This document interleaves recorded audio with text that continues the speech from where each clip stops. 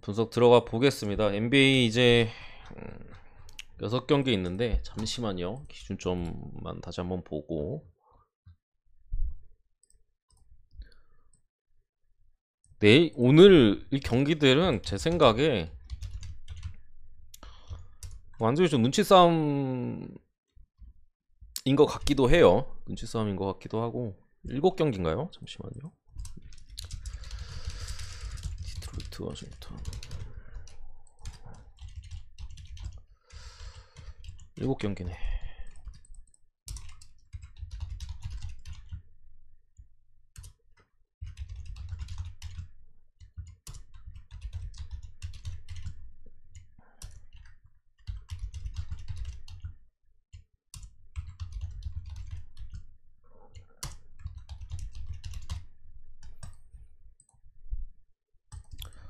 자, 첫 번째 경기로 디트로이트 대 워싱턴.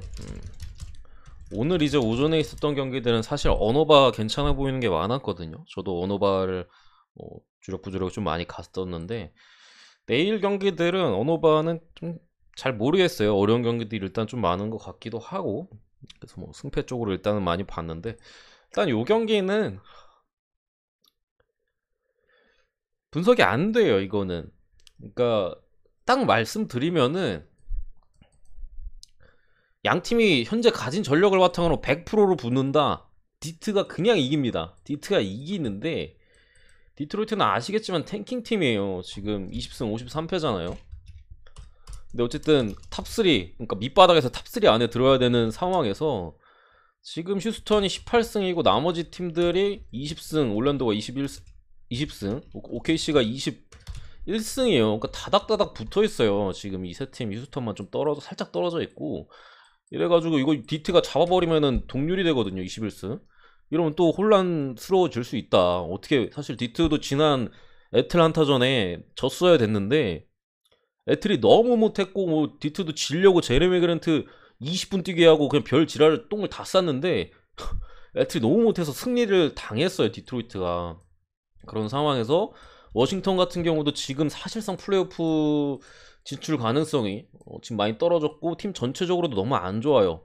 근데 뭐 어쨌든 지금 감독이 이번 첫 시즌이다 보니까 끝까지 해보려는 건 느낌은 있는데 경기력이 안 따라온다. 경기력도 안 따라오고, 그리고 워싱턴이 지금 사실 지금쯤부터 이제 탱킹을 들어가야 되긴 하거든요.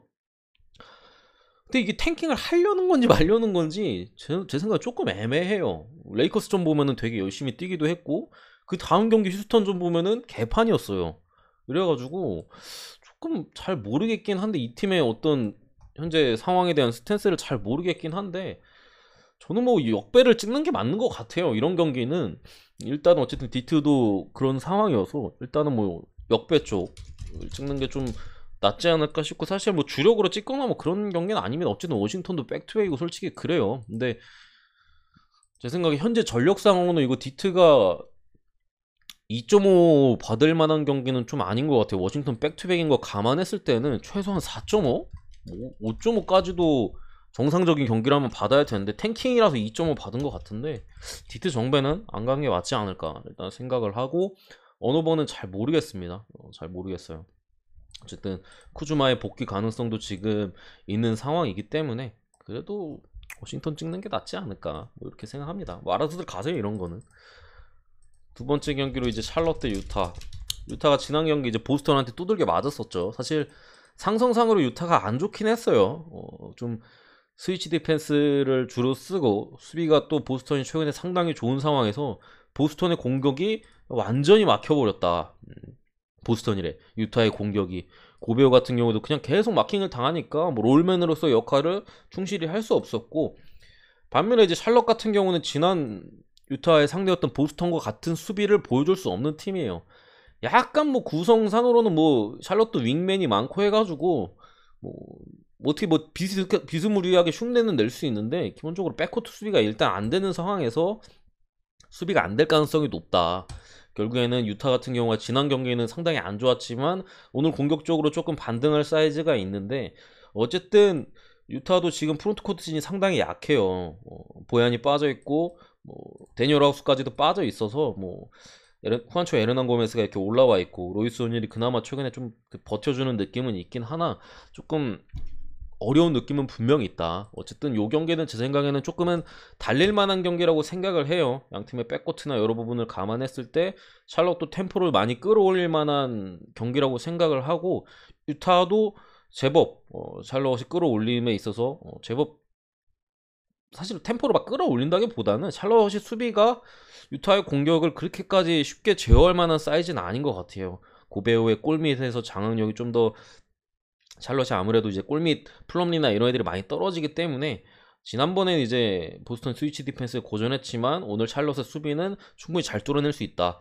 특히나 이제 콜리의 폼도 최근에 조금 올라오는 느낌이고 미첼도 뭐 잘해주고 있는 부분 뭐 라멜로랑 로저의 수비로는 어렵지 않을까 싶어서 유타 사이드로 보면서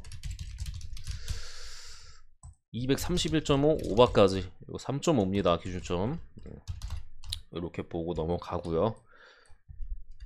어쨌든 요거는 미리 가야 돼요. 갈 거면은 어디야 좀 전에 한 샬럿 유타랑 디트 워싱턴 요거는 오늘 마감입니다.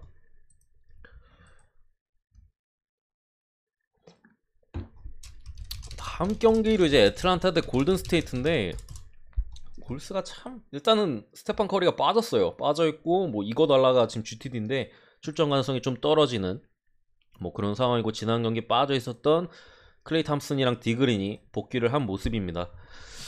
뭐 사실 마이애미를 잡아냈어요. 잡아냈고 어쨌든 그럼에도 골스가 역배를 받았습니다. 근데 마이애미 잡은 거는 물론 골스의 디펜스가 생각보다 좋긴 했어요. 마이애미가 조금 히로가 빠진 상황에서 벤치에서의 생산력이 많이 떨어졌었고 골스가 이제 마이애미 벤치 싸움에서 이기고 뭐 전체적인 디펜스도 크게 나쁘지 않았다고 보여지는데 결국 사실 골스가 마이애미 잡은 거는 뽀록이에요. 뽀록입니다. 경기 보신 분들은 아시겠지만 말도 안 되는 3점 슛이 한 4개인가 들어갔어요. 그것도 상당히 중요했던 이제 3쿼터 4쿼터에도 한두 개 있었던 것 같은데 와 저게 들어가? 하는 게 백보드 맞고 한 2개인가 3개 들어가더라고요. 그때도 이제 마이애미가 상당히 많이 추격을 하거나 중요한 순간순간마다 그런 뽀록 3점들이 터지면서 사실 경기가 많이 어려워졌다. 그러면서 이제 마이애미도 벤치에서 히로도 없고 하다 보니까 벤치 싸움에서도 밀리고 그러면서 이제 경기가 그냥 터져버렸는데 사실 뽀록 3점이라서 이게 골스가 야투감이 살아났다고 봐야 될지 되게 애매해요. 진짜 아니 저게 들어가 하는 게 몇 개나 들어갔거든요. 물론 그럼에도 이제 골스 같은 경우 긍정적인 부분이 분명히 이제 젊은 피들이 많이 좀 골스에 떨어진 에너지 레벨을 끌어올려주고 있어요. 뭐 무디라든가 뭐 쿠민가 이런 애들의 최근 활약상들이 괜찮습니다. 지난 경기도 쿠민가 상당히 좋았었고 조던풀의 뽀록 3점 이런 것들이 많이 터졌고 위긴스가 전반엔 고전했지만 후반에 좀 많이 살아났었고 긍정적인 부분들이 분명히 있다고 생각을 해요. 어쨌든 탐슨이나 뭐 디그린 같은 애들도 지난 경기 휴식을 취했었고 반면에 애틀란타는 지난번에 이제 물론 백투백 여파가 있긴 했는데 디트로이트한테 아무것도 못하고 졌어요. 역시나 트레이 형이 부진했었고 카펠라가 뭐 20분도 못 뛰었었고 전체적으로 벤치에서도 좀 아쉬운 모습을 보이면서 졌었는데 저는 이 게임은 솔직히 역배를 받았잖아요. 골스가 이거는 뭐 사실 골스가 정배를 받았으면 조금 더 신중하고 뭐 고민할 여지는 있어 보이는데 역배를 받았으면 일단은 뭐 주력으로 찍기는 상당히 좀 빡세긴 해요.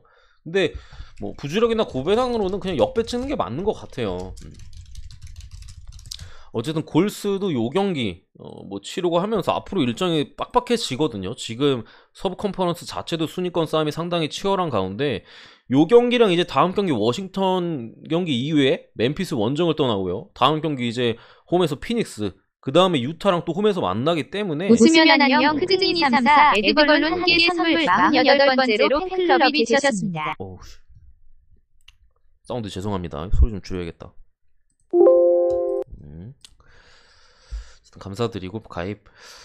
그러니까 일정이 조금 타이트한 상황에서 이런 경기 어떻게 보면 애틀란타도 사실 지금 플레인 토너먼트 경쟁을 하고 있지만 올라갈 길이 많지는 않아요. 뭐 샬럿 정도 제끼면은 뭐 9위까지 올라갈 수 있는데 그럼에 있어서 선수들의 동기부여가 그렇게까지 많이 올라와 있는 상황은 아닙니다. 저 브루클린을 제낄 수 있는 것도 아니고 그 위에 토론토나 클리블랜드 이미 승수 차이가 많이 나고 그런 상황에서 골스에 어쨌든 지난 경기 뽀록 3점이 있었고 그런 것들이 오히려 좀 들어가면서 분위기를 타기도 하거든요. 그런 점을 감안했을 때 지금 디펜스적으로도 어쨌든 애틀란타를 상대로 지난 경기에 보여줬던 부분이나 아니면 오늘 디그린 탐스까지 돌아오고 뭐 조금 더 긍정적인 부분은 골스한테 있다고 생각을 해요. 마침 또 역배까지 받았겠다. 골스 쪽으로 봅니다.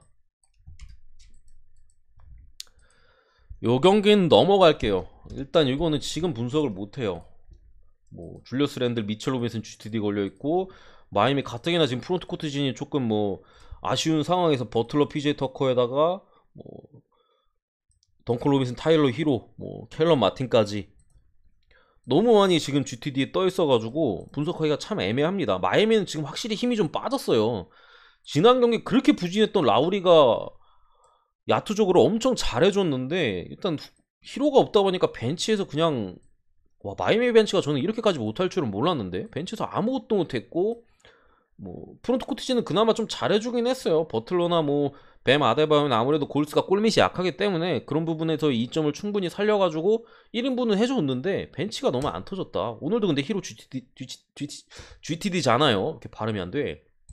GTD고 여기에 뭐 덩컨 로빈슨이나 또 슛을 던져줄 자원들까지 GTD에다가 올라디포나 뭐 빈센트도 빠져있고 뭐 스트러스나 이런 애들 지난 경기 야투감이 너무 안 좋았고 하다 보니까 5.5인데 이거는 뭐 버틀러나 뭐 터커 뭐 이런 애들이나 뭐 히로 이런 애들 빠지면은 뉴욕 쪽으로 프렌 쪽으로 저는 찍는 게 나은 것 같아요. 근데 어쨌든 지금 다 GTD이기 때문에 뭐 쉽게 볼 수 있는 경기는 아니다. 특히나 이제 뉴욕 같은 경우도 랜들이나 미첼 로빈슨 최근에 빠져 있는 상황에서도 다른 자원들이 잘 메꿔줬어요. 다른 자원들이 그래도 충분히 공백을 메꿨고 역시나 알제바렛이 잘해주고 있고 벤치 멤버들도 꽤나 뭐 쏠쏠한 활약을 보이고 있는 가운데 마이애미의 흐름이 한풀 꺾인 상황에서 이거는 뭐 정배 쪽으로 이 똥배를 지금 무는 거는 메리트가 전혀 없다. 다음 경기로 넘어가서 미네소타 대 댈러스로 한번 들어가 보면은 일단 지난번에 최근에 맞대결이 있었죠. 댈러스의 홈에서 이제 댈러스가 2점 차로 승리를 거뒀었는데 사실 경기 내용적으로는 댈러스가 확실히 좀 우세한 경기를 했어요. 미네소타 상대로 그 경기에서. 근데 문제는 이제 심판 판정에 대한 이슈가 많았었고 댈러스가 막판까지 추격을 허용하면서 뭐 간신히 2점 차로 이기긴 했었습니다. 근데 결국에 이 경기도 심판이 좀 관건이에요. 지난 경기 댈러스가 홈에서 했는데도 그런 콜을 받았는데 이거 미네소타 원정 와가지고 또 콜적인 부분에서 어떤 콜을 받을 좀 원래는 사실 홈콜이 있는데 심지어 댈러스가 홈이었어요. 그리고 NBA 자체가 원래 심판 콜이 되게 중요해요. 조금 뭐 한 10점 차 정도 수준의 경기에서는 심판 콜로 경기가 그냥 뒤집어지는 경우도 되게 많거든요. 뭐 종종 꽤나 자주 발생합니다. 가끔도 아니라. 그런 상황에서 지난번에 받았던 콜이 너무 심했어요. 콜 얘기를 제가 그렇게 많이 하진 않잖아요. 원래 있는 거니까 그냥 그러려니 하는데 너무 심했었다. 제가 본 이번 시즌 거의 최악의 콜 수준으로 댈러스가 못 받았는데 콜을 원정이라는 점이 좀 부담되고 그러면 미네소타를 봐야 되는 거 아니냐라고 하실 수도 있는데 전체적인 최근 흐름이나 전력 자체는 댈러스를 찍어야 돼요. 이래가지고 이 경기가 또 좀 어렵습니다. 지금 뭐 미네소타는 사실상 조금 한창 달리고 승수를 많이 쌓아왔었는데 약간 처졌어요. 지금 타운스가 힘이 좀 빠진 느낌에다가 전체적으로 이제 주전 라인업에서 힘이 이전에 한참 좋았을 때만큼 나오지 않고 있거든요. 그러면서 전반이나 뭐 요런 사이즈에서는 좋은 경기를 보여주다가 3쿼터로 좀 넘어가면서 흐름이 꺾여요. 미네소타가. 그런 상황에서 지금 댈러스는 지난 휴스턴전에 돈치치 슈시까지 취했거든요. 앞으로의 뭐 빡빡한 일정 서브 컨퍼런스 지금 순위 싸움이 상당히 치열하고 이런 부분에서 돈치치를 휴식까지 취하면서까지 뭐 가볍게 승리를 거뒀었고 그 경기에서 뭐 레즈블럭이나 최근에 돌아온 이런 선수들의 활약이 상당히 좋았어. 수비도 좋았고 3점 야투 이런 부분에서 좋았고 특히나 미네소타 같은 경우 결국에 이제 댈러스의 백코트 수비 이런 부분을 잘 막아줘야 되는데 어쨌든 배벌리잖아요. 결국에 수비를 해줄 뭐 디러셀도 뭐 이번 시즌 수비가 괜찮긴 하지만 근데 이게 좀 막기가 빡세요. 그 댈러스 백코트가 뭐 제일런 브로스는 단신이긴 합니다만 루카 돈치치도 그렇고 벤치에 있는 이제 스펜서 디니디도 포인트 가드 치고는 상당한 장신이에요. 근데 베벌리는 어쨌든 사이즈가 비교적 작고 그렇다고 뭐 두께가 두꺼운 것도 아니고 하다 보니까 베벌리 역시도 이거 돈치치나 디니디 뭐 이런 장신 포인트 가드를 막는 데 있어서 상당히 좀 어려움을 겪을 가능성이 높아요. 특히나 댈러스의 벤치 같은 경우도 벤치에서 문제는 이제 디니디나 이런 애들 빼고 뭐 막시 클레버나 이런 애들의 야투감이 상당히 안 좋았거든요. 최근에 뭐 3점 쏘는 족족 튕기고. 그런데 지난 경기 어쨌든 휴스턴전에 돈치치가 빠지긴 했었습니다만 좀 긍정적으로 보였던 부분이 3점을 안 던질라 그래요. 이제 던지면 어차피 튕구거든요. 어차피 효율이 안 나와요. 그러니까 안 던지고, 원래 클레버가 3점이 되니까 이제 픽앤롤보다는 픽앤팝을 많이 했잖아요. 근데 롤맨으로서 역할을 하면서 조금 더 2점일지라도 효율을 좀 높이는 모습을 보여줬다는 점에서 저는 최근 경기에 있어서는 댈러스가 확실히 미네소타보다는 긍정적인 부분들이 많다라고 보여져서 어쨌든 역배를 받았고 뭐 심판 콜적인 부분에서 조금은 걱정이 되긴 하는데, 이거는 댈러스 쪽으로 보는 게 맞는 것 같아요. 제가 볼 때는 전력적으로도 충분히 지금 양팀의 상황적인 부분이나 흐름을 고려했을 때 이길만 하고, 심판 골이 조금 들어간다 하더라도 사실 지난 경기 그렇게 심하게 줬는데 이번 경기도 그렇게 줄까 싶기도 해요. 적당히 뭐 홈콜 정도 받는다면은 그 정도 극복할 만한 사이즈는 있어 보입니다. 제가 볼 때는. 어쨌든 프랜슨까지도 이렇게 보고, 언어반은 뭐 228.5 좀 높게 받았는데 잘 모르겠습니다. 잘 모르겠고 넘어가도록 하겠습니다. 227.5 떨어졌나요? 제가 볼 땐 8.5인 것 같은데, 어쨌든 잘못 보신 것 같은데, 뭐 언어반 좀 잘 모르겠어요. 잘 모르겠습니다. 자, 다음 경기를 이제 또 이제 탱킹 대결입니다. 이거 탱킹을 앞으로 뺄 걸 그랬네. 포틀랜드인데 휴스턴인데, 아까 전에 이제 디트로이트 워싱턴 경기 분석할 때 제가 탱킹 팀들의 이제 상황을 말씀드렸죠. 휴스턴이 지금 꼴찌예요. 동부 서부 합쳐서 꼴찌고, 이제 뭐 디트나 뭐 올랜도나 20승씩 거뒀고, OKC가 21승, 휴스턴이 18승으로 나름의 좀 여유가 있는 상황이고, 포틀랜드도 열심히 지금 탱킹을 하고 있습니다. 너키치가 사실 뭐 약간 부상 연막 같긴 한데 계속해서 빠지고 있는 상황이고, 뭐 앰퍼니 사이먼스, 뭐 윈슬로우, 조시아트, 제가 계속 한창 워싱턴 포틀랜드가 좀 이길 때 말씀드렸잖아요. 그나마 지금 있는 이렇게 자원 중에서 이 세 선수가 핵심이에요. 윈슬로우 그나마 수비 좀 되고, 뭐 앰퍼니 사이먼스 야투 상당히 좋고, 조시아트가 포틀랜드로 와가지고 다시금 이제 슈터로서의 뉴올리언스 때는 이제 패서로서의 면모를 보여줬다면은 다시금 슈터로서 좋은 야투감을 보여주는 상황에서 별것도 아닌데 그냥 빼버렸잖아요. 계속. 그러면서 그냥 완전한 탱킹 모드로 자리 잡았었는데, 포틀랜드는 계속 탱킹을 하려면은 이거 져야 돼요. 포틀랜드가 일정이, 그러니까 탱킹을 하는 입장에서는 엄청 안 좋고, 그냥 우리가 흔히 말하는 일정이 좋고 안 좋고 뭐 이런 얘기를 할 때는 엄청 좋아요. 당장 휴스턴이랑 연전을 하고요. 오클라호마 시티랑도 2번 붙고, 뭐 샌안토니오도 거의 뭐 좀 플레인 토너먼트 진출 가능성이 좀 어려운 상황에서 2번 만나고, 포틀랜드는 어떻게 보면 플레인 토너먼트 진출까지도 지금 빡세게 하면 노려볼 수 있을 정도로 일정이 좋은데, 시즌 아웃은 표기 안 됩니다. 보통. 그런 상황이어서 이거 여기서부터 당장 져야 되는데, 일단 GTD 걸린 게 조금 걸려요.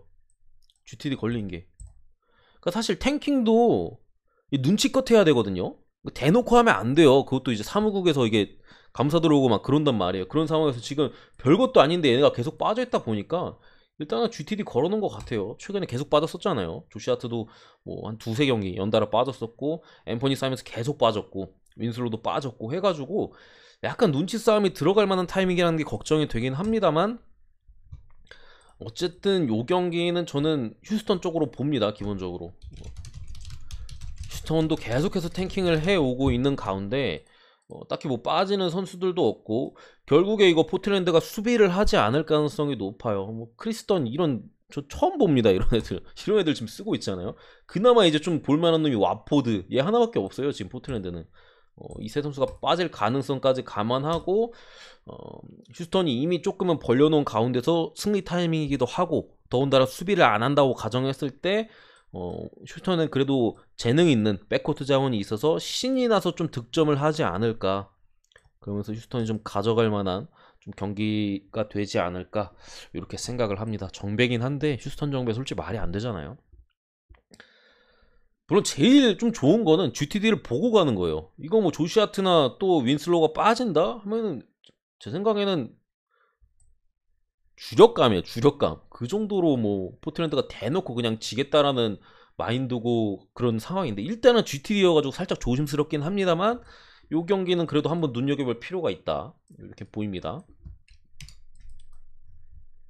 마지막 경기 이제 필라델피아 경기인데 클리퍼스와 이거는 뭐 필라델피아 일반승만 보고 넘어갈게요. 어쨌든 필라델피아도 계속해서 여러가지 실험과 엔비드나 뭐 하든에 대한 조금 더 효율이 높은 공격 루트나 뭐 로테이션 선수들 간의 로테이션 이런 것들을 실험하고 그러는 와중에 있어요.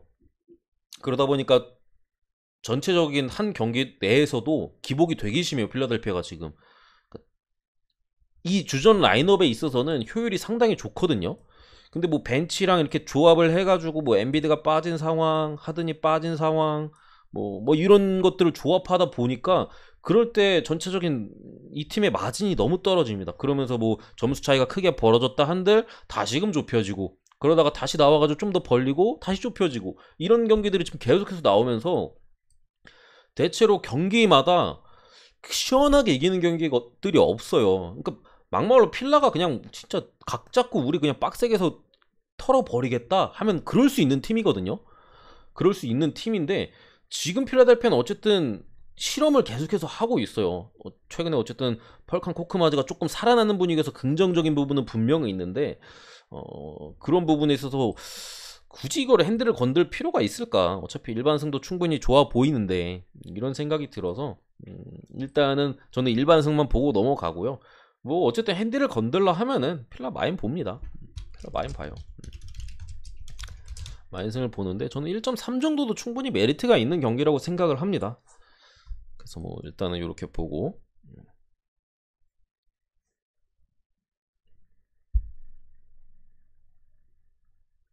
뉴올리언스가 엔비디의 고전 그 발란주나스한테 털렸다기보다는 애초에 뉴올리언스는 높이가 되게 높아요. 인사이드가 좋고 그러다 보니까 필라델피아가 전체적인 높이는 어쨌든 엔비드 뭐 타이브르나 이런 프론트 포워드진의 높이가 그렇게까지 크진 않거든요. 그래가지고 사실 엔비드 혼자서 이제 좀 고군분투할 수밖에 없었던 그림이고 지금 뭐 클리퍼스는 그 정도로 뭐 강하지 않아요. 그리고 주바체가 이렇게 공격력이 뛰어난 선수도 아니고 발란슈나스 최근 공격적인 폼이나 이런 것들이 상당히 좋잖아요. 그래가지고 저는 필라가 무난하게 이길 것 같습니다. 무난하게 이길 것 같아요. 댈러스랑 미네는 댈러스 쪽을 봅니다. 무난하게 이길 것 같고 뉴올리언스는 그리고 잘해요. 잘합니다. 지금 클리퍼스보다 그냥 잘해요 경기를.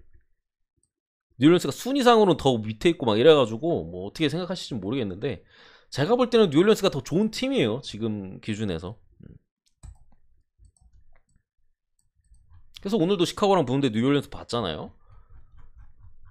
부주력으로 가기도 해 배팅까지도 했었고.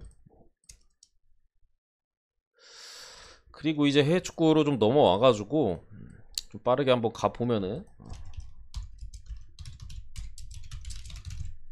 오늘도 시카고가 제가 말씀드렸잖아요. 뉴올리언스가 최소 득점할 수 있는 상수값이 있다. 그러니까 시카고가 애초에 못 막는 구간이 있다. 점수 구간이.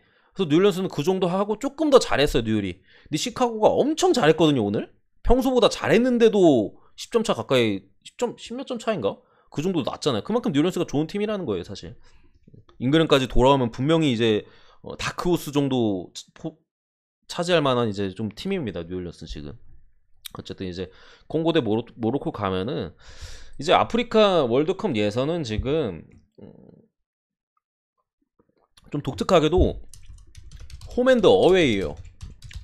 5장이 있거든요. 티켓이.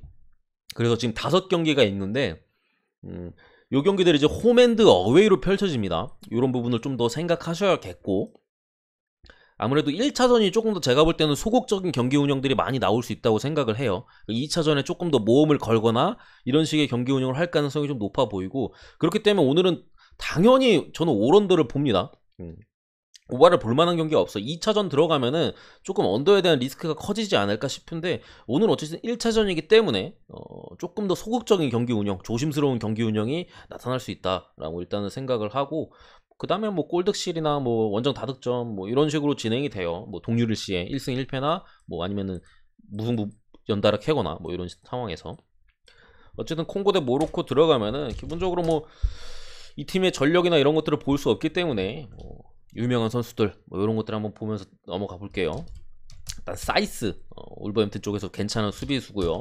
하키미 또 이제 파리랑 뭐 그 전에 인터밀란 뭐 거치면서 측면 쪽에 뭐 공격력이 좋은 윙백이고, 마시나 또 수비 쪽에 EPL에서 와포드에서 뛰었네 얘가. 아무튼 그렇고, 암라박 같은 이제 또 미드필더 자원이나 루자, 오우나이 이런 빅리그에서 뛰는 선수들, 공격 쪽에는 이제 엔네시리가 여기 있고요. 뭐 엘 하다디, 압데, 바르셀로나의 좀 한창 어려운 시기에 좋은 모습을 보여줬던 젊은 자원, 뭐 이런 선수들이 모로코엔 있습니다. 콩고 같은 경우에는 이제 뭐 EPL을 좀 딥하게 오래 보셨던 분들은 아실 텐데, 볼라시에 지금 폼은 잘 모르겠어요. 근데 원래는 약간 드리블 되게 잘 치고 그런 유형이거든요. 다만 이제 득점력이나 이제 크로스 이런 건 좀 부족한데 드리블 원툴 그런 느낌의 볼라시하고, 뭐 마슈야키 같은 또 수비 쪽 자원이나 낭테에서 좋은 모습 보여주고 있는 무투사미, 뭐 카엠베, 와포드, 그리고 카쿠타, 뭐 박한부, 뭐 미사 같은 공격 자원들. 콩고도 나름의 그래도 이름값 있는 무투사미도 이번 시즌 괜찮고, 카임베가 좀 지금은 붕 떴는데 와포드에서 뭐 이런 자원들이 조금 있어요. 근데 어쨌든 모로코 같은 경우가 조금 이슈가 있는 게, 하킴지에가 감독과의 좀 불화나 이런 이슈로 인해서 제외가 됐습니다. 그러니까 은퇴를 선언했죠 사실상. 대표팀 은퇴를 하면서 약간 전체적인 분위기가 좀 뒤숭숭한 느낌은 분명히 있어요. 확실한 핵심 지혜가 지금 빠져있기 때문에 조금 뒤숭숭한 느낌이 있고, 어쨌든 콩고가 이제 예선이나 이런 부분을 좀 봤을 때 수비적으로 비비는 능력은 분명히 있다라고 보여져서, 저는 일단은 뭐 아까 말씀드린 대로 여전히 언더를 보고 요 경기 같은 경우에는 모로코의 저는 그래도 야구세 정도 느낌으로 봅니다. 그래도 무승부를 좀 더 찍어볼만 하지 않을까라고 생각을 하고, 뭐 한 점차 승리도 조금 보이긴 하는데, 그래도 저는 약간 요쪽에 조금 더 마음이 가는 뭐 그런 경기예요. 두 번째 경기로는 이제 노르웨이 대 슬로바키아 볼 텐데, 일단 두 팀 같은 경우 월드컵에 떨어졌죠. 이제 노르웨이는 이제 어디야, 네덜란드 터키였나? 터키가 이제 마지막에 3승 1무로 극장으로 이제 노르웨이를 제끼고 올라갔지만 어제 이제 플레이오프에서 떨어졌고, 어쨌든 노르웨이 같은 경우 사실 갈만했거든요. 조 자체가 괜찮은 조로 편성이 돼가지고 갈만했는데, 홀란드의 부상 이게 되게 컸어요. 홀란드가 없이 경기를 뛰는 경기들이 많았기 때문에 아쉽게 승점 한 3점 차인가로 떨어졌는데, 오늘 경기에는 일단은 홀란드가 나옵니다. 기본적으로 홀란드가 나오고, 뭐 아예르나 뭐 페데르센, 리에르손 뭐 이런 수비 쪽 자원들이 괜찮아요. 지금 뭐 얘도 페에노르트에서 상당히 좋은 모습을 보여주는 풀백이고, 뭐 아예르나 루에르손도 각 소속팀에서 꽤나 좋은 모습을 보여주고 있고, 뭐 아예르는 근데 부상이 좀 많긴 한데 어쨌든. 그리고 엘류누시 얘도 사우스햄튼은 상당히 좋고, 요즘 아스날이 핫하잖아요. 웨데고르 그 중심에 있는 가장 핫한 아스날에서 선수고, 뭐 톨스비 같은 또 자원들도 있고, 놀몬도 이제 에너지 레벨을 끌어올려줄 수 있는 미드필더 자원이고, 뭐 올스네스 같은 얘도 페이노르트인데 얘도 괜찮아요. 이번 시즌 수비형 미드필더 괜찮고, 뭐 조슈아 킹 역시나 홀란드. 그러니까 이게 노르웨이 같은 경우 지금 전체적으로 보면은, 그러니까 결국 이름값이 있는 애들이랑 빅리그에서 뛰는 애들이 핵심이라고 보잖아요. 우리나라가 손흥민이 있는 것처럼 뭐 다 괜찮아요. 각 소속팀에서 지금 전체적으로 봤을 때 좋은 모습들을 보여주고 있는 선수들이 많아요. 특히나 홀란드가 복귀했다는 점이 가장 긍정적일 수 있겠고, 외대고로 지금 거의 아스날에서 미쳐 날뛰고 있고, 뭐 네덜란드 리그에서 뛰는 선수들 상당히 좋고, 놀몬도 이번 시즌 나쁘지 않고, 뭐 류에르손이나 엘류누시 얘도 이제 각각 소속팀에서 좋은 모습을 보여주고 있는, 결국에 이제 국대 이렇게 소집되면은 각 소속팀에서의 폼 이런 게 되게 중요해요. 영향이 많이 미치고, 어쨌거나 이거 평가전입니다. 참 말씀을 안 드렸는데, 친선전인 상황에서 노르웨이가 월드컵 탈락을 했고 그에 대해서 또 홈 경기에서 친선전이 벌어지기 때문에 요거는 제 생각에 노르웨이가 학살할 가능성이 좀 있어 보여요. 슬로바키아 같은 경우도 뭐 괜찮은 선수들이 분명히 있긴 합니다. 뭐 슈크리니아 아르 같은 이제 수비 쪽의 자원이나 뭐 로보트카 이번 시즌 뭐 나폴리에서 앙기사나 또 누구야 파비안 루이스 이런 애들이 좀 부상일 때 쏠쏠한 활약을 또 보여줬던 뭐 이런 삼선 자원들 있긴 한데 슬로바키아는 확실히 좀 약간은 그 과거 이제 마렉 함식 약간 요런 그게 아직 남아 있어요. 근데 전체적으로 지금 사이즈에서는 좀 세대 교체 느낌이 납니다. 세대 교체 느낌이 나서 요거는 노르웨이 일반승, 만승까지도 저는 봅니다. 뭐 주력으로 찍을 만한 충분한 경기가 아닌가 싶고 오늘 정배 중에 제일 좋아 보이지 않나 싶어요. 다음 경기로 넘어가서 카메룬, 이제 알제리 상당한 빅매치가 또 이제 형성이 됐죠. 이 경기도 역시나 아프리카 월드컵 예선이고 홈앤드 어웨이 둘 중 하나는 떨어집니다. 카메룬 같은 경우 이제 네이션스 4강에서 이집트한테 최근에 또 패배를 했었고 알제리 같은 경우에는 뭐 사실 심각해요. 최근에 뭐 네이션스 리그에서 예선 탈락을 무려 이 라인업으로 어떻게 예선 탈락했는지 저는 잘 모르겠는데 심지어 강팀한테 진 것도 아니고 적독인이나 뭐 시에라리온은 전 처음 들어봐요. 뭐 이런 팀들한테 이제 승점을 따지 못하면서 승리를 거두지 못하면서 떨어지면서 거의 뭐 최악이다. 지금 분위기 자체가 최악이다. 양팀의 뭐 핵심 자원 같은 경우 이제 카메론 같은 경우 앙귀사 그러니까 중원에서 좀 청소부 역할을 해줄 수 있는 선수가 있고 바이에른뮌헨은 또 유망주 공격 쪽에 추포모팅이나 에칸비도 요즘 괜찮아요. 공격 쪽에 여기 뭐 오나나 사실 이름값만 보면은 알제리가 훨씬 좋아요. 뭐 벤세바이니 같은 뭐 수비 쪽에 괜찮은 자원들도 있고 베나세르 미드필더 쪽 그 리아드 마레즈나 뭐 벨포딜도 이번 시즌 폼이 나쁘지 않잖아요. 뭐 이런 느낌이 있는데 어쨌든 이거는 사실 카메룬 사이즈로 보는 게 맞아요. 카메룬이 어쨌든 네이션스가 이제 자국에서 개최가 됐다 보니까 전체적으로 국대나 이런 부분에 있어서 집중할 수밖에 없는 시즌이에요. 그러니까 쉽게 말씀드리면 우리나라 월드컵 우리나라에서 열릴 때 2002 한일 월드컵 우리나라 전 국민이나 전체적으로 그 축구의 국대 기대감이나 또 그 기대감에 충족시키기 위해서 선수들도 열심히 준비를 하고 그런 느낌이에요. 카메룬도 네이션스가 자국에서 열렸기 때문에 전체적으로 이미 팀적으로 조금 더 조직력이나 여러 가지로 많이 잘 갖춰져 있을 가능성이 높아요. 그러면서 뭐 4강까지도 가기도 했었고 알제리는 반면에 지금 네이션스도 탈락했고 추가로 벨라마나 뭐 우나스, 무네자 같은 공격 쪽에 좋은 선수들이 소집이 안 됐어요. 왜 안 했는지 모르겠는데 네이션스는 뭐 얘네가 나갔었는데 그럼에도 뭐 경기 결과가 좋지도 않았는데 좋은 자원들까지 지금 소집이 안 됐다. 여러 가지 감안했을 때 요거는 카메룬 배당이 괜찮거든요. 찍어볼만 하다라고 생각을 하고 이게 그나마 제가 볼 때 언어바는 언더치기 좀 불안하긴 하거든요. 그래가지고 저는 일단은 카메룬 일반승만 보고 넘어가도록 하겠습니다. 배당 대비 메리트 괜찮은 것 같아요. 저는 카메룬이 올라가는 그림이 맞다고 보거든요. 전체적으로 그림상으로. 그래가지고 어쨌든 그런 부분 감안했을 때 홈에서는 좀 잡고 가지 않을까 이렇게 생각합니다.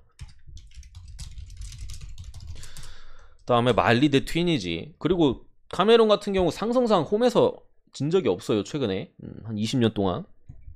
말리 대 튀니지로 들어가면은 말리 같은 경우는 이제 포파나 뭐 트라우레 뭐 아이다라 같은 뭐 발로뚜레 얘도 이제 AC 밀란 뭐 이런 수비 쪽 자원들이 있고 라사나 쿨리발리 미드필더 쪽 자원 뭐 하이다라 이번 시즌에 라이프치히에서 괜찮잖아요. 여기에 비수마 지금은 브라이튼이 좀 처져 있긴 하지만 브라이튼의 확실한 엔진 역할을 이번 시즌에 소화해주고 있고 사마세쿠 호펜하임 그 돌풍의 주역 뭐 두쿠레 지금 에버튼이 똥을 싸고 있긴 하지만 뭐 확실히 중앙 쪽에서 확실히 잡아줄 만한 자원은 되고 이번 시즌 아쉬운 제네포 뭐 거의 출전을 못하고 있는데 있는 사우스햄튼에서 어쨌든 요런 자원들이 지금 말리에 있고 튀니지 같은 경우에는 핵심으로 볼만한 애들이 이제 스킬이 쾰린에서 괜찮죠. 그리고 카즈리 공격 쪽에 나쁘지 않은 이렇게 자원들이 있는데 그러니까 이게 이런 값만 이렇게 놓고 보면 말리 쪽에 확실히 많긴 하거든요. 근데 튀니지가 그 좀 뭐라 그러지?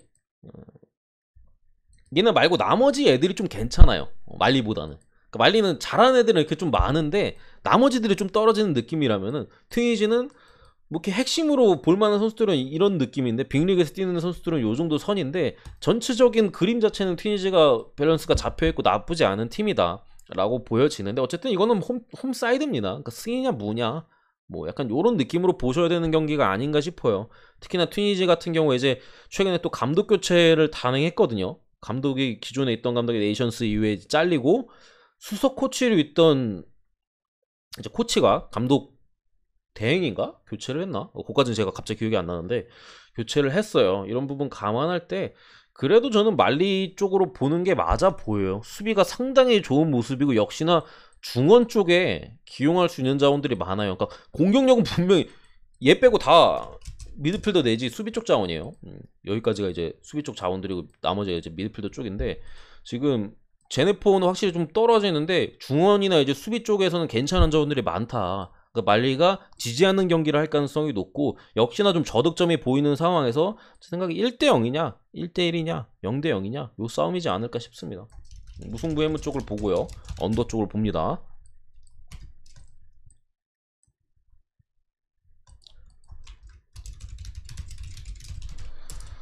루마니아 대 그리스 요 경기 솔직히 잘 모르겠어요. 이거 A매치거든요. 친선이거든요.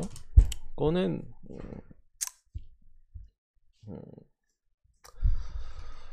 그러니까 루마니아도 뭐 키리케슈나 뭐 마린 얘도 어디야 칼리아리였나?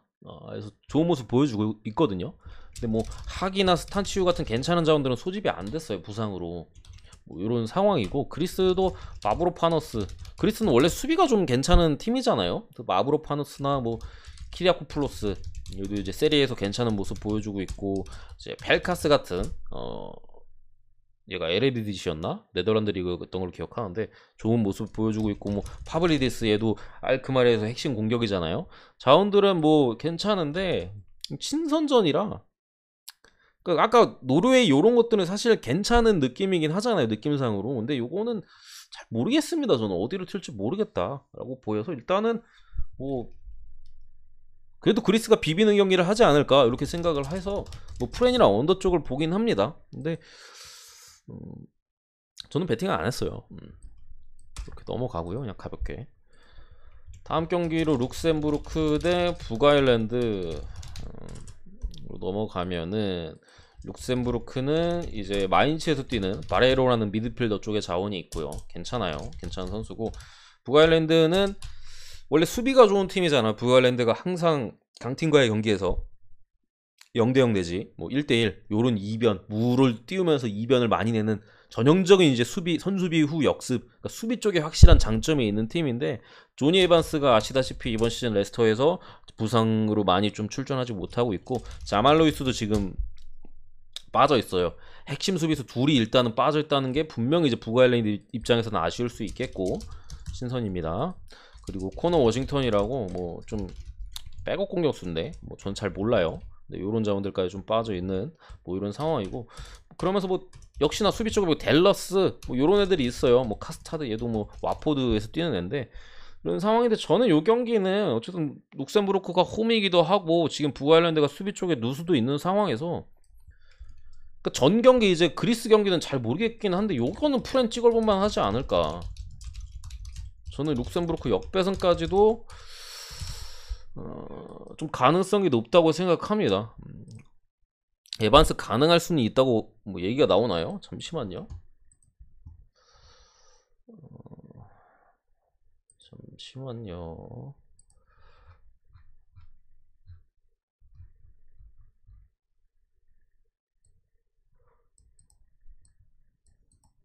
에반스가 가능할 수도 있다고요?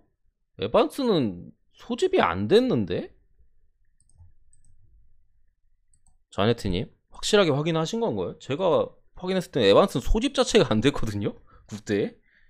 물론 이게 뭐 추가로 콜업을 하거나 할 수는 있어요. 그래서 제가 가진 데이터가 이제 예전 뭐 좀 바뀌었을 수는 있는데 제가 보는 건데에서는 이제 소집 자체가 안 됐고 부상이거든요. 애초에. 뭐 일단은 저는 이렇게 봅니다. 뭐 다음 경기로 이제 가나 대 나이지리아. 확실한 데서 보신 건가? 말씀 좀 해주세요. 아니면 그냥 아니라고 말씀하시고. 고로시구나. 일단 저는 뭐 안 나오는 걸로 보겠습니다. 사실 뭐 그렇게 뭐 중요하다고 생각 안 합니다. 나와도 저는 룩셈부르크 프렌 봅니다. 가나 대 나이지리아로 넘어와서 가나 같은 경우도 아마티 수비 쪽에 레스터 자원이죠. 얘나 뭐 에이두, 그리고 아스날에서 또 좋은 모습 보여주고 있는 파티나 마요르카 중원의 핵심 바바, 뭐 쿠더스, 뭐 네덜란드 리그에서 괜찮은 요게 뭐 조르단 아예우나 뭐 얘가 로마였나? 로마 젊은 공격수예요. 아페나기안 요런 애들이 있고, 아쉽게도 슐레만하나 뭐 아이오 같은 애들은 공격 쪽에 빠져 있어요. 그러니까 가나도 공격 쪽에 분명한 누수가 있다. 뭐 결국에 파티나 바바에 의한 중거리 한 방이나 아니면 아예우가 어떻게 꼽던가 쿠더스가 뭐 어떻게 해주던가 약간 요런 느낌으로 갈 수밖에 없어요. 결국에 비비면서 뽀록뽀록성 골을 좀 노릴 만한 지금 가나 같은 경우 사이즈로 보이고, 가나도 감독 교체했습니다. 아까는 알제리 말씀드렸었고, 가나도 이제 네이션스컵에서 조기에 예선 탈락을 했잖아요.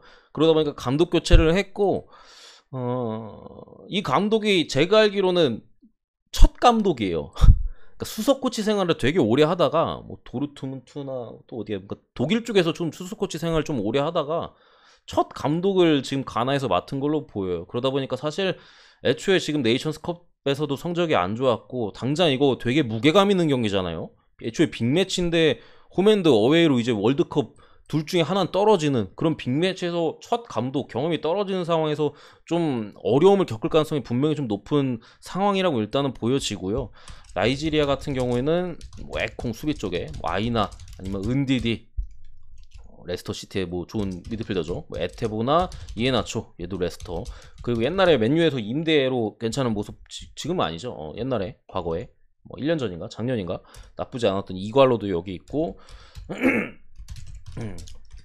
비아레알에서 또 좀 좋은 공격적 드리블 좋은 츠크웨제나 뭐 빅터 오시멘, 얘는 아시겠죠, 나폴리. 뭐 여기에 뭐 와포드 핵심 공격인 데니스, 뭐 또 레스터 시티의 또 측면 쪽에 발 빠른 자원이 루크먼. 하도 이렇게 팀이 다르니까 뇌정지가 오네. 요런 애들이 괜찮은 자원들이 있는 상황에서 역배를 받았잖아요. 이건 나이지리아 프렌 봅니다. 이거는 제 생각에 언더 찍기보단 프렌 찍는 게 제가 볼 땐 더 좋아 보인다. 배당적인 메리트도 그렇고, 굳이 지금 가나의 어쨌든 상황이나 감독 교체에 대한 뭐 그런 상황, 그리고 전체적인 스쿼드로 봤을 때도 나이지리아가 나쁠 게 없고, 뭐 프렌까지 줬잖아요. 이거는 뭐 땡큐 하면서 그냥 프렌을 찍으면 될 것 같습니다. 다음 경기는 이집트 대 세네갈인데, 이 경기는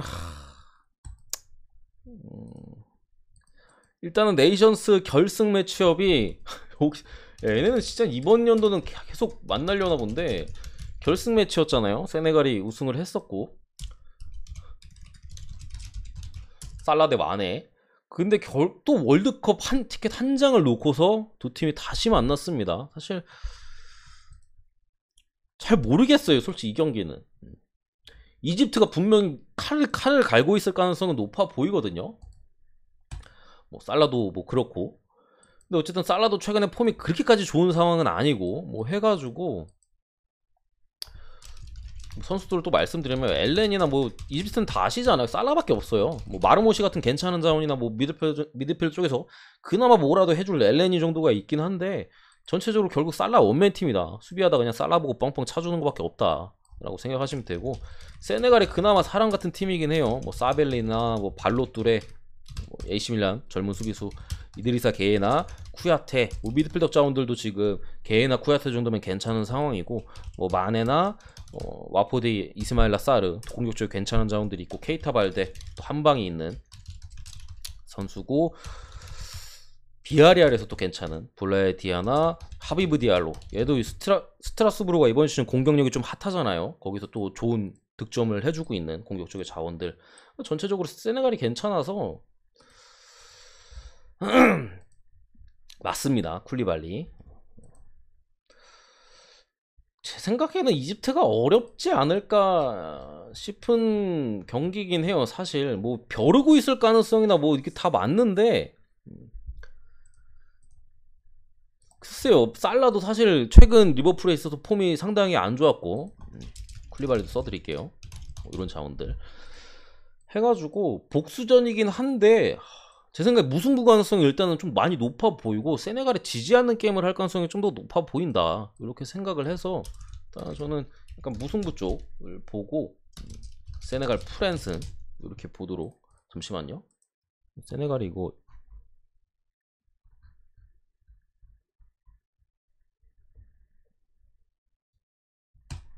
이렇게 보도록 하겠습니다. 표가 잘못 나갔네. 수정을 안 했구나 내가. 어쨌든 무승부랑 세네갈, 프랭, 그리고 언더 쪽까지도 이집트가 결국에는 좀 두들겨 맞다가 살라 보고 그냥 때릴 것 같은데 쉽지 않다고 생각합니다.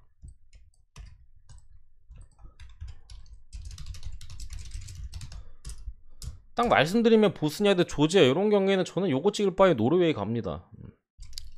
보스니아 같은 경우 뭐 콜라시냐 뭐 쿠르니치 미드필더 자원, 여기 제코나 데미로비치 같은 공격적 자원들 결국 제코잖아요. 여기는 이런 상황이고, 조지아는 사실 뭐 별건 없어요. 별건 없는데 그러니까 전체적으로 조지아 같은 경우는 그러니까 뭐라고 해야 되지? 빅리그나 뭐 이런 선수들에 딱히 진출한 선수들은 그렇게 있진 않거든요. 근데 황금기예요 지금 조지아 같은 경우가. 선수단 전체적으로 이제 원래 사실 개똥팀이잖아요. 그거 치고는 지금 조지아가 간만에 이제 가장 좋은 그 폼을 유지하고 있는 상황이고, 요것도 뭐 친선전인데 저는 잘 모르겠어. 이거 터질 것 같아가지고 사실 조지아가 이길 것 같진 않고 무승부나 언더 쪽 봅니다. 어쨌든 제코 같은 경우도 지금 소속팀에서도 조금 고전하고 있는 흐름이고, 원래도 나이가 많았는데 이번 시즌 더 조금 많이 지쳐있는 모습이 보이고 있어요. 뭐 이런 상황이고, 보스니아도 전체적으로 전력이 좀 떨어지는 모습에 친선전까지 감안한다면 이거 배당 메리트가 정배 쪽에 있다고 저는 생각하지 않습니다. 결국에 무승부나 좀 역배로 가볍게 뭐 소액으로다가 이렇게 접근할 만한 경기가 아닌가 싶고, 또 언더 쪽을 좀 봅니다. 1.5대 두 개잖아요. 보스니아랑 이거 그 노르웨이. 요거 터질 가능성이 저는 높다고 봅니다. 프랑스 대 코트디부아르 몇 경기 남았죠? 2경기 남았네. 일단은 뭐 프랑스는 라인업 말씀 안 드릴게요. 워낙 그냥 다 좋으니까. 그냥 빠진 애들 말씀드리면은 은바페 불투명이고요. 루카디뉴 수비 쪽도 불투명, 그리즈만 불투명, 요런 사이즈인 것 같아요. 여기에 벤제마, 캉테, 우파메카노, 베레투, 파바르, 주마, 톨리소.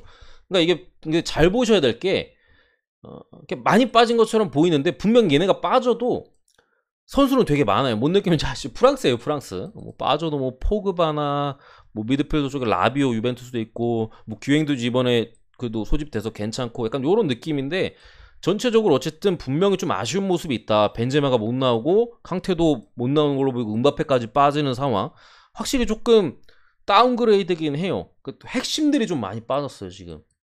특히나 공격적 은바페 벤제마 오는 거 되게 크고, 결국에 뭐 지루나 아니면 뭐 쿠망, 이번 시 뭐 폼 좀 디아비나 요런 애들을 좀 웅쿵쿠 뭐 요런 좀 애들을 믿어야 되는데, 기본적으로 경험에서 좀 떨어지는 거는 분명하고, 제 생각에 조금 프랑스가 여유롭게 실험적인 라인업들을 가져갈 가능성이 높다. 결국에는 이 경기는 어쨌든 이것도 친선이잖아요.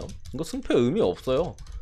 그러니까 월드컵에 데려갈 애들은 분명히 정해져 있고, 추가로 누구를 뽑을까 그 싸움이거든요 결국에. 그러니까 결국 실험적인 얘 썼다가 뭐 전반에 얘 뛰었다가 후반에 얘로 교체해주고 이런 그림이 예상이 됩니다.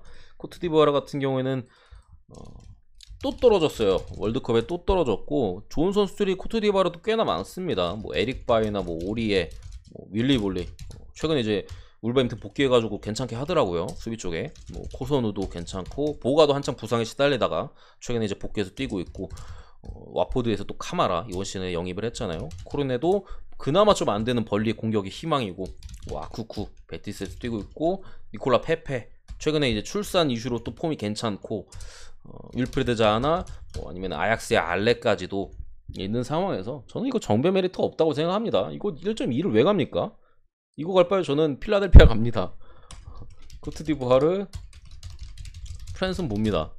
이거는 뭐 좋아 보인다고 보는 게 아니라, 이거 애초에 프랑스가 보셨잖아요. 많이 빠져있잖아요. 아까 보셨듯이.